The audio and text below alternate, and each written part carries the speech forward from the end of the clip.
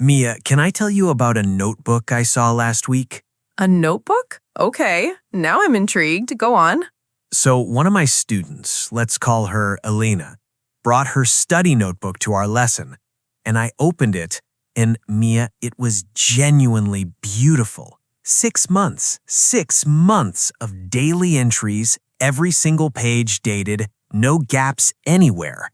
New words on the left side, example sentences on the right, and little stars next to the ones she'd reviewed 3 separate times. That sounds incredibly organized. I can barely keep a grocery list going for 6 days. Right? I actually said to her, Elena, this might be the most disciplined notebook I've ever seen a student bring me.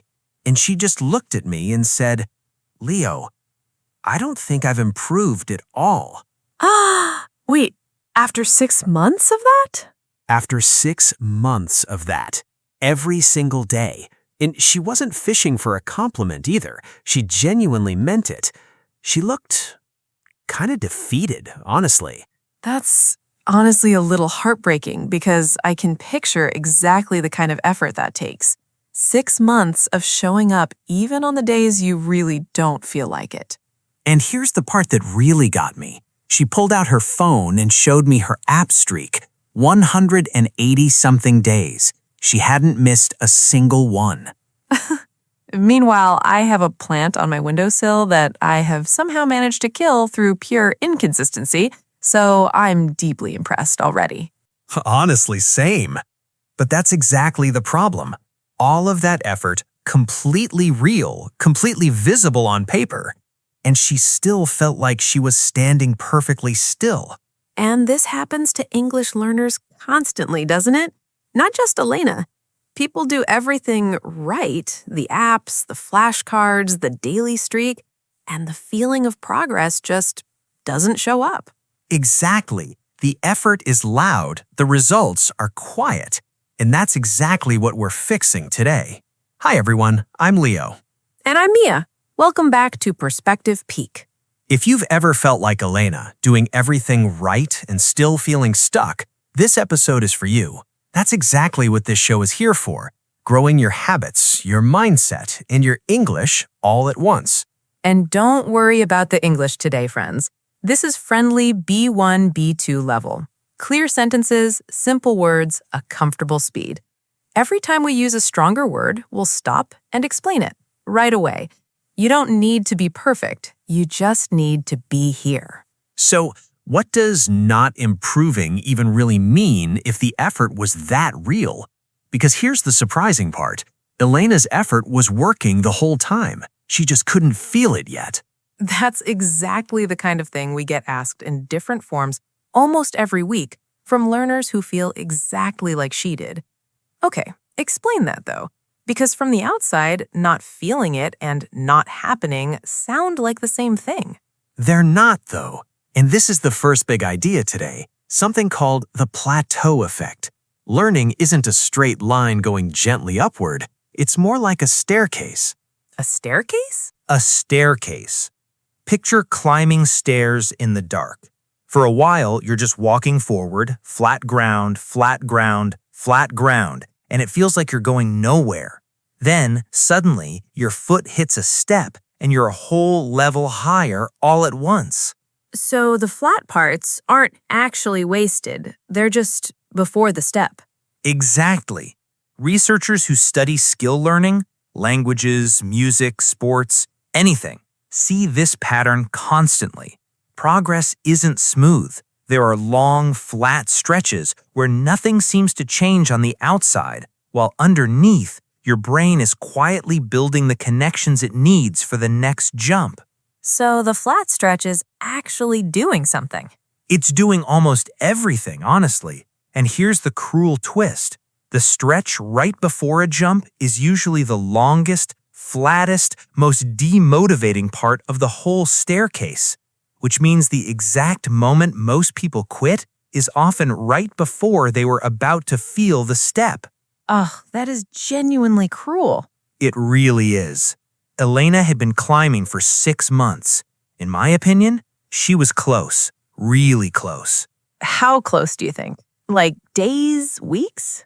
Honestly, impossible to know exactly. That's part of what makes the plateau so frustrating.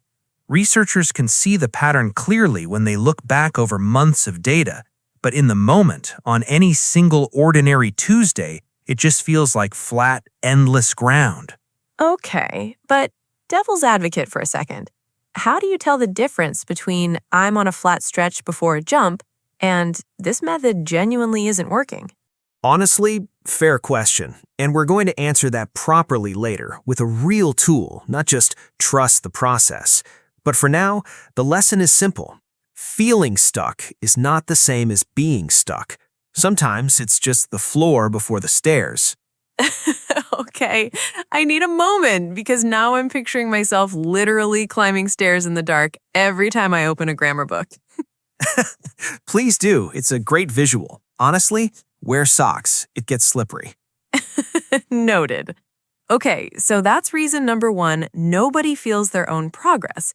But there's a second trap, and this one is almost the opposite problem. It doesn't feel like nothing is happening. It feels like something is happening when actually it isn't. Oh, this one is personal for me, actually. Years ago, when my English was still new, I had this exact habit, and it took me a long time to notice it. Tell me. So back then, I had this thick grammar textbook, and my method was I would read a chapter, maybe twice, sometimes 3 times if I was feeling really serious. And by the third read, every single rule felt completely obvious. I'd think, yes, past perfect. I know this. Next chapter. Sounds efficient. It felt efficient. But then, in an actual conversation, I'd need to say something using past perfect live on the spot with no textbook in front of me. And it was like the rule had simply evaporated, gone, as if I'd never read it at all. Even though you'd read it 3 times? Even though I'd read it 3 times. And this connects to something we actually talked about in a different episode. Remember the one about understanding English perfectly but freezing when it's your turn to speak? Oh, can't speak? Of course. Right. That episode was about the gap between recognizing words and producing them out loud. This is basically the reading version of the exact same trick. There's a name for it, the fluency illusion. When information is right in front of you, your brain recognizes it easily, and that easy, smooth feeling gets mistaken for actually knowing it. So recognizing a rule on a page and being able to produce it from nothing are 2 completely different skills. Completely different. It's like the difference between recognizing a song the second it starts playing, oh, I know this one, and being able to sing the entire melody perfectly from memory with no music playing at all.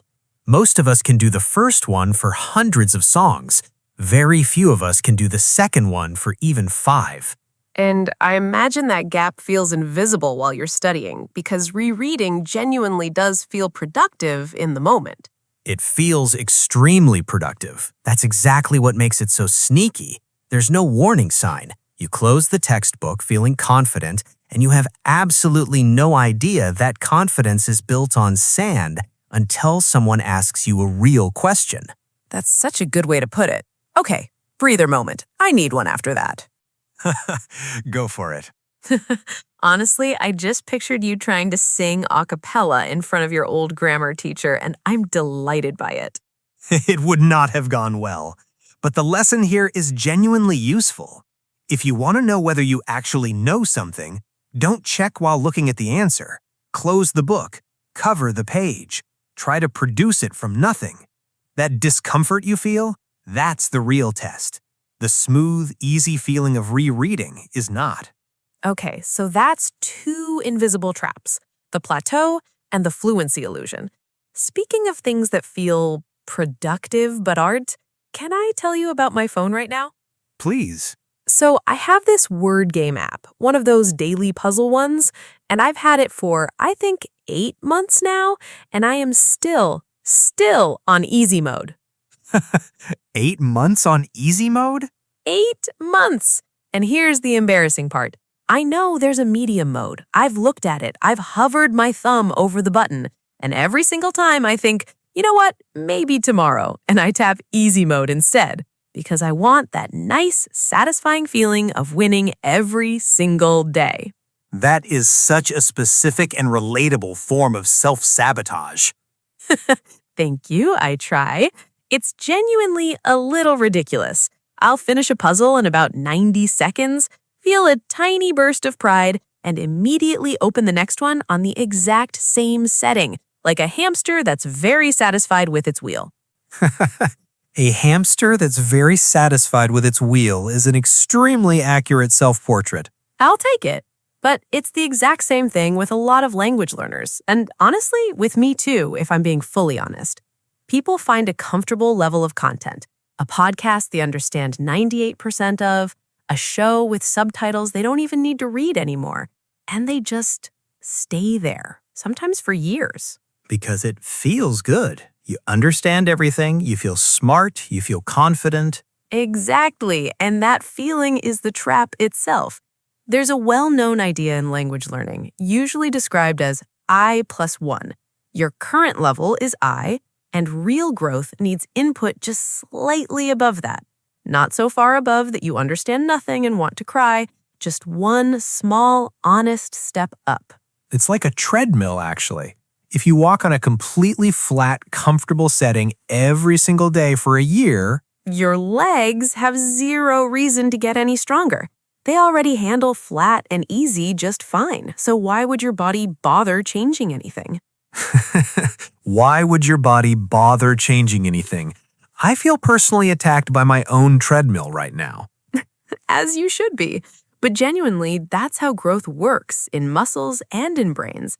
A small, honest stretch is required. Not zero difficulty, not overwhelming difficulty, just a little incline. So my thumb hovering over medium mode is actually correct instinct. Your thumb is very wise, Leo. My thumb less so.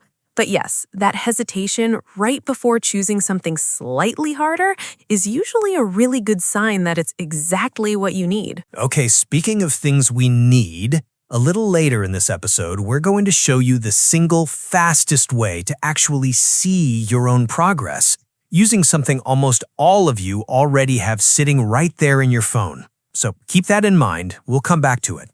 Ooh, a promise. I like that. Okay, so we've got the plateau, the fluency illusion, and the comfort zone. There's a fourth trap, and honestly, I think this one might be the sneakiest of all, because it's not really about your studying at all. It's about your measuring stick. Your measuring stick? Okay, so a while ago, I went through this whole bread baking phase. Sourdough, the works. And my first loaf, Leo, my first loaf came out of the oven looking like a small, sad brick. Dense, flat, slightly burnt on one side for reasons I never understood. A humble beginning? A very humble beginning. But my third loaf, a few weeks later, actually decent. Risen properly, nice little air pockets inside, golden crust, genuinely good progress for 3 weeks of practice. That sounds like real improvement to me. It was, except the entire time I was scrolling through this one bakery's page online, comparing every single loaf I made to their absolutely perfect, professional, 20 years of experience sourdough. And against that, my decent little loaf felt like a complete failure. Oh, you were using the wrong measuring stick. Completely the wrong one. I wasn't comparing loaf 3 to loaf 1, my own actual starting point. I was comparing it to some imagined perfect finished version that had nothing to do with my real timeline at all. And that happens with English constantly. Constantly. Learners don't compare this month's English to last year's English, which would show enormous, obvious progress, honestly.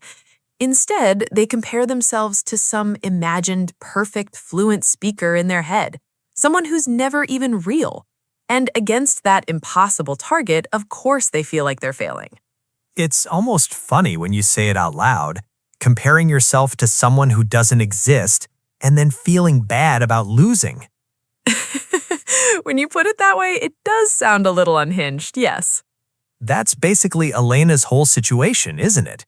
She wasn't comparing herself to 6 months ago, Elena. She was comparing herself to some finished, perfect version of herself that doesn't exist yet.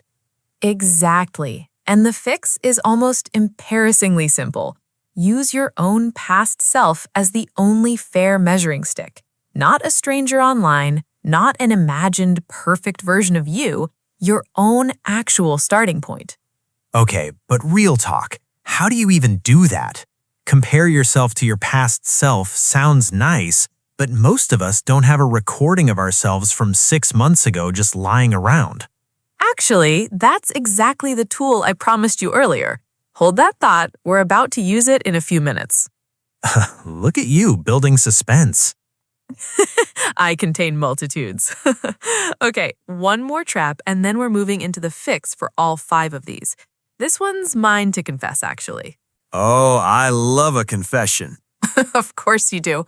Okay, so right now, on my phone, I currently have, and I actually counted this morning, 5 different language apps installed. 5.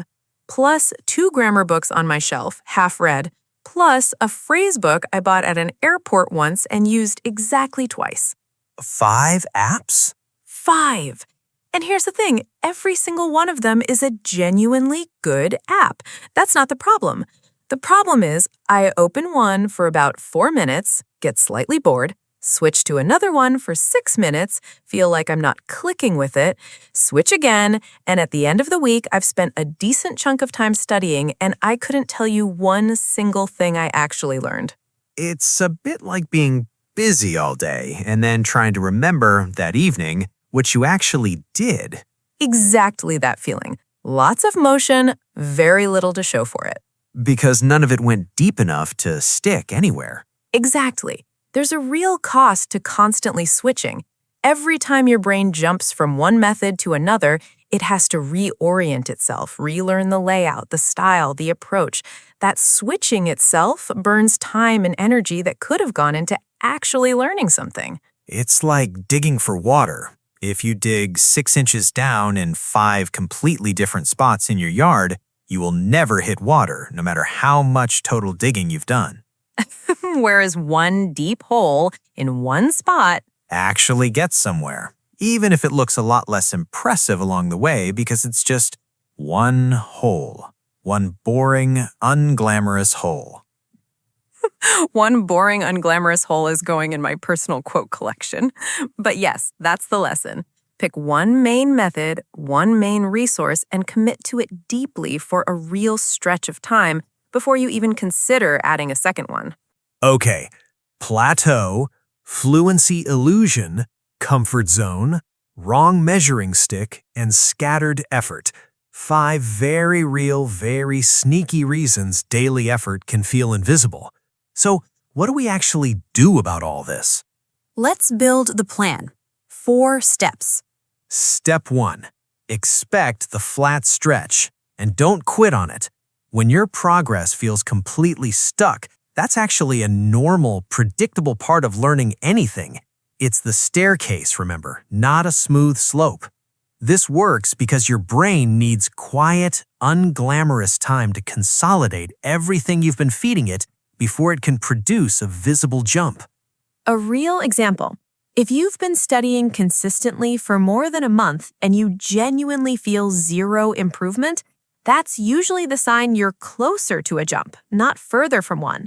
The common mistake here is switching your whole method the moment things feel flat, when often the answer is simply patience, a little longer. Step 2. Test yourself before you trust yourself. This directly fixes the fluency illusion.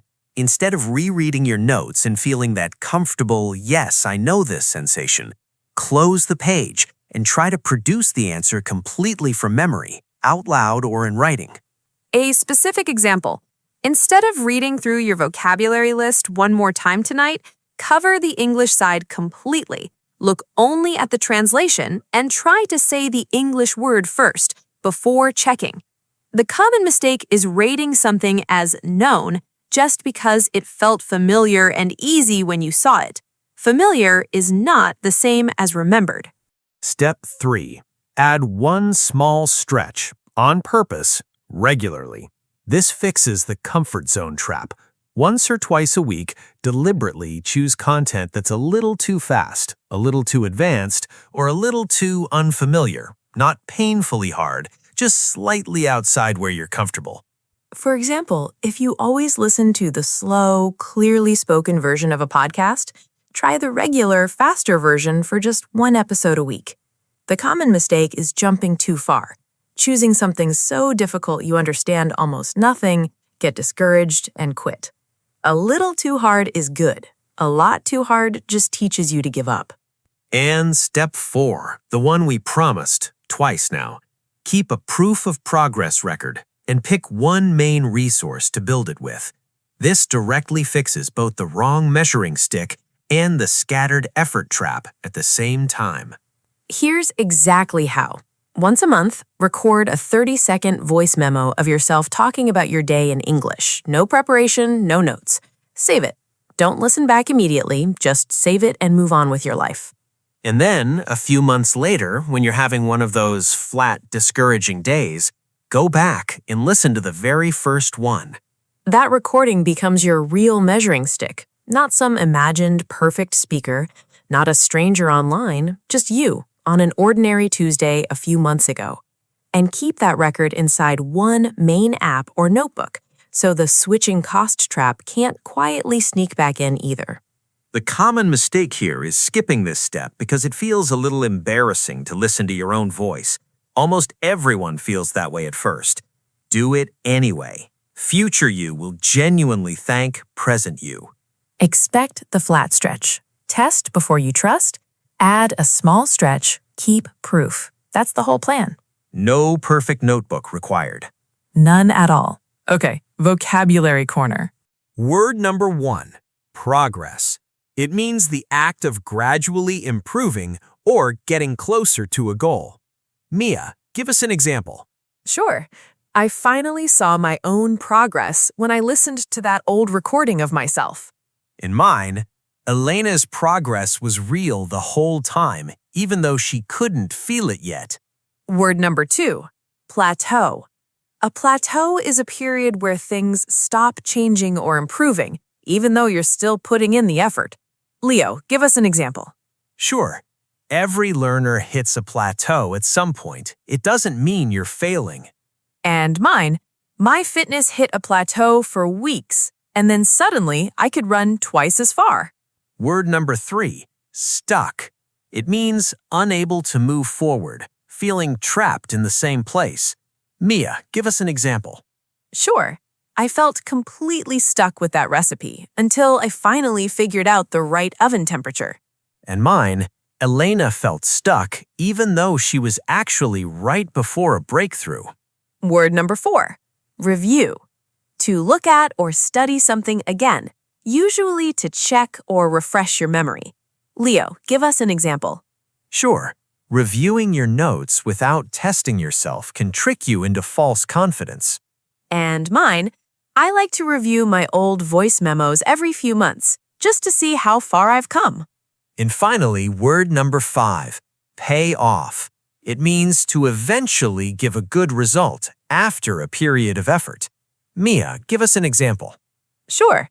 Slowing down and actually testing myself instead of rereading really paid off in the end. And mine, Elena's 6 months of quiet, invisible effort finally paid off. 5 for 5. Nailed it. Progress, plateau, stuck, review, pay off. Try using at least one of them today. Bonus points if you use pay off correctly, because that one trips people up more than you think. So, Mia, Remember Elena and her beautiful 6th month perfectly organized notebook? Of course. I've been thinking about her this whole episode, honestly. I could tell. You've been doing the I'm invested in a stranger's notebook face this whole time. Guilty as charged. So what happened? So after that lesson, I actually showed her almost exactly what we just walked through. The staircase idea, the recording trick, all of it. And she agreed to try recording one 30-second voice memo, just to have it, just in case.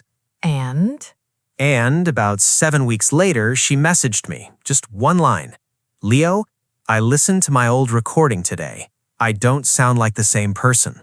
No other explanation needed. Oh, that's genuinely lovely. All that quiet, invisible effort finally getting its moment. The step was there the whole time. She just couldn't feel it yet, standing on the flat part of the staircase. Ugh. And if that's you right now, doing everything right and still feeling stuck, please hear this. That feeling is not proof that it isn't working. Be patient with yourself. You're allowed to be exactly where you are today. And tell us in the comments, what's one thing you've been studying for a long time but still don't feel confident about? Write it in English, mistakes and all. This is honestly the perfect place to practice. We can't wait to read every single one and reply to you. Subscribe, hit the bell, and start thinking deeper while you see higher. Keep learning, keep growing.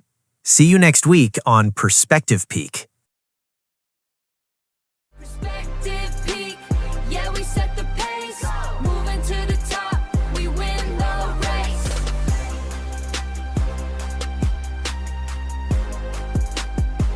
We win the race. Perspective peak, start thinking deeper while you see higher.